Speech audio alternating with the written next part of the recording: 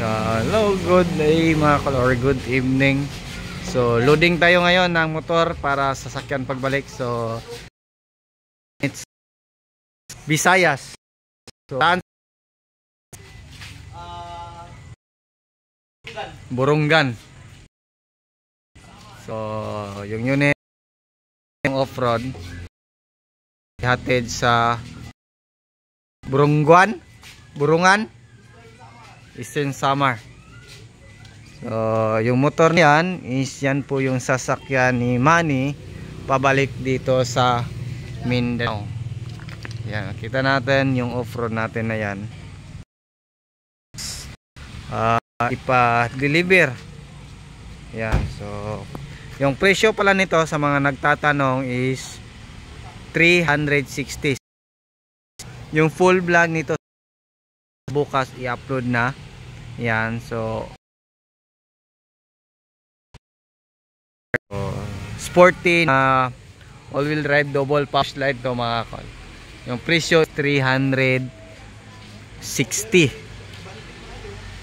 All in na yan ha. So, tingnan natin dito. Yan, so yung motor na is XRM 125. So angat siya. Yan. XRM 200. Pilawin mo yung ano, ilaw sa loob.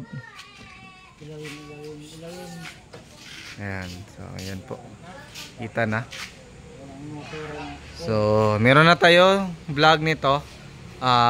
For ano lang edit para ma-upload natin sa YouTube at saka Facebook. Ayan. So pearl white yung half body niya, then yung taas is black. Ayan. Then naka mud terrain tire 13 inches.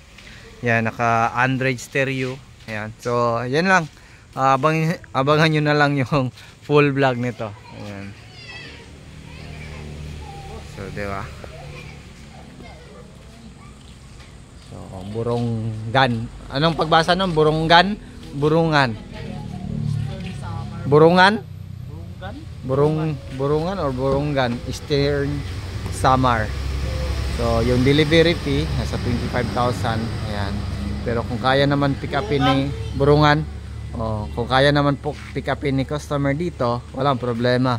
Pero kung ipa-deliver nila, mayroon tayong driver na mag-deliver Luzon,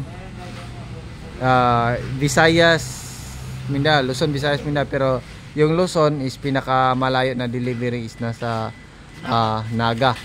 Kasi kung doon na, mas maganda kung ipa-shipping na natin. Ayan. Kasi mas mataas na yung charge pag diretso sa Central Luzon eh.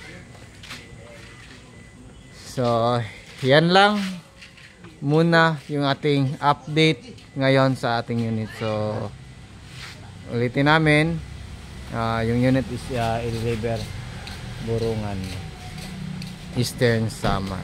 So yan, sa bago lang sa ating channel, huwag nyo kalimutan i-like, share, and subscribe, and click na rin yung notification bell para updated kayo sa ating mga next video upload gaya nito. Then pakipollow na lang sa ating Facebook page na Surplus TV, din yung ating personal Facebook account na Dudong Lagan Surplus, tapos yung ating TikTok account na Surplus TV by Dudong Lagan Surplus. Ayan, so yan lang muna, ingat and God bless.